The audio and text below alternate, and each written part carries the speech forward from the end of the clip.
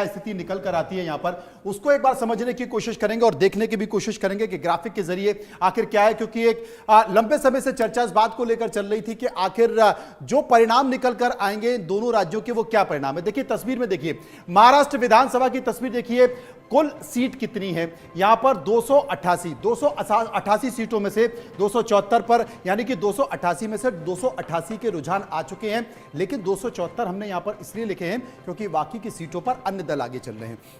यहां पर बीजेपी को करीब 125 सीटें मिलती हुई दिखाई दे रही हैं, शिवसेना शिंदे को 56 सीटें मिलती हुई दिखाई दे रही है, कांग्रेस को यहां पर 22 सीटें, एनसीपी अजीत पवार को 26 सीटें, शायद उन्होंने कभी सोचा भी नहीं होगा, और जो शिवसेना उद्धव ठाकरे 21 सीटें, एनसीपी जो शरद पवार है 14 सीटें। अब तक का सबसे खराब प्रदर्शन यहां पर किया गया है, जिसका जिक्र आलोक जी कर रहे थे कि आखिर क्या स्थिति होगी। इन अगर सभी आंकड़ों को देखा जाए तो इन आंकड़ों के जरिए जो चेहरे हैं इन पार्टियों के, जो लीडर हैं, लीडर के तौर पर भारतीय जनता पार्टी जिक्र कर रहे थे देवेंद्र फडणवीस, पहले पीछे चल रहे थे अब आगे चल रहे हैं। अगर जीते तो क्या वो मुख्यमंत्री बनेंगे, क्या उन्हें केंद्र में भेजा जाएगा, या भारतीय जनता पार्टी, क्योंकि यह भी जानकारी मिल रही थी कि शिंदे और देवेंद्र फडणवीस के बीच पट नहीं रही है, तो क्या बीजेपी किसी नए चेहरे के तौर पर किसी को आगे कर सकती है?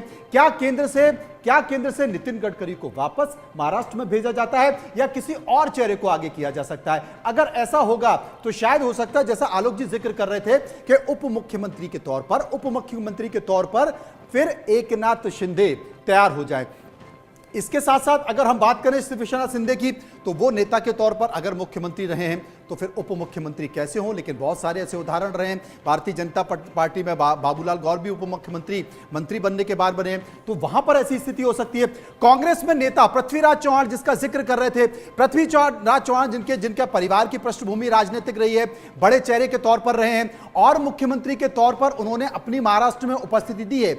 लेकिन परेशानी इस बात को लेकर है कि क्या पुराने नेताओं को उतनी तरजीह कांग्रेस दे रही है? उनके सामने वो संकट बना हुआ है, तो उनका भविष्य दिखाई दे रहा है। नाना पटोले, जिनके चेहरे पर पार्टी चुनाव लड़ी है, वो किसान नेता अपने आप को बोल रहे थे, हालांकि चलते चुनाव में उनके ऊपर भ्रष्टाचार के आरोप भी लगे, बिटकॉइन के जरिए कुछ ऑडियो भी निकल कर आए, लेकिन उन्होंने कहा मैं किसान का बेटा हूं, मेरा इससे कोई लेना देना नहीं है। तो क्या वो चीज निकल कर आ रही है? वहीं एनसीपी अजीत एक बड़े नेता के तौर पर उभरे हैं और चाचा को यहां पर पटकनी दी है एनसीपी अजीत पवार ने। हालांकि शरद पवार ने भतीजे के जरिए पटकनी देने की कोशिश की, लेकिन अजीत पवार एक बड़े नेता के तौर पर उभरे हैं और निश्चित तौर पर उप मुख्यमंत्री के तौर पर वो उपस्थिति देंगे। इसके ठीक बाद आते हैं शिवसेना उद्धव ठाकरे। विचारधारा का संक्रमण यहां पर बढ़ा रहा, और इस विचारधारा के संक्रमण के कारण, क्योंकि बीजेपी ने बड़ा मुद्दा बनाया, बीजेपी हमेशा यह कहती रही कि उद्धव ठाकरे के साथ हम हमेशा चले, हिंदुत्व के मुद्दे पर, हिंदू के मुद्दे पर, और उद्धव ठाकरे और शिवसेना, बाला साहब ठाकरे इसी के जरिए राजनीति करते थे।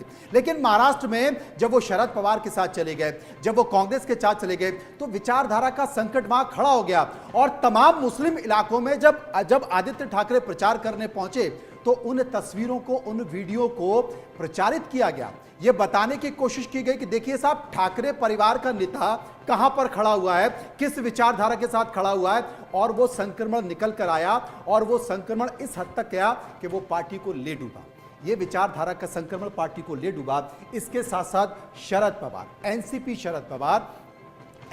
शरद पवार में अगर देखा जाए तो शायद अब आगे राजनीति को कंटिन्यू उस तरीके से नहीं करेंगे, लेकिन अजीत पवार उनके राजनीतिक एक तरह से माने जाते थे, राजनीतिक चेहरे के तौर पर माने जा रहे थे कि एनसीपी को वो करेंगे। लेकिन सुप्रिया सुले क्या उतना असर कर पाएंगी? लगता नहीं है, वो करिश्माई व्यक्तित्व नहीं है। लेकिन अब पूरी एनसीपी समाहित हो जाएगी अजीत पवार में, जो बचे खुचे नेता वो भी आ जाएंगे। और आप देखिए आने वाले समय में जो शिवसेना उद्धव ठाकरे है, शिवसेना उद्धव ठाकरे के बाकी के नेता हैं, वो भी एकनाथ शिंदे के साथ आते दिखाई देंगे, क्योंकि सत्ता की चाशनी कुछ होती ही ऐसी है। अब आगे चलेंगे, महाराष्ट्र के बाद आपका आगे समीकरण दिखाते हैं और बात कर लेते हैं झारखंड की, कि झारखंड क्या कहता है। झारखंड का समीकरण देखिए, ठीक यहां पर जैसे महाराष्ट्र में जो महायुति है, वो सरकार का दोबारा से गठन होता हुआ दिखाई दे रहा है, सत्ता में वापसी होती दिखाई दे रही है। लेकिन वही स्थिति झारखंड की विधानसभा में यहां पर जेएमएम यानी कि झारखंड मुक्ति मोर्चा 31 सीटों पर एक बेहतर उपस्थिति देने की कोशिश की गई है।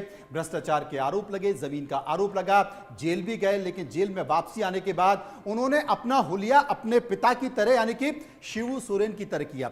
देखिए, आप यहां पर थोड़ा सा आदिवासी मानसिकता को समझिए। जहां जहां भी आदिवासी इलाके हैं, जहां भी आदिवासी वोटर हैं, भ्रष्टाचार उनके लिए बहुत ज्यादा मायने नहीं रखता है, क्योंकि उन इलाकों में आप जाएंगे तो आपको पता चलेगा कि केंद्र के द्वारा या राज्य के द्वारा जो फंड एलोकेट किया जाता है, जो आवंटन किया जाता है, वो कभी जमीन पर खर्च होता ही नहीं है।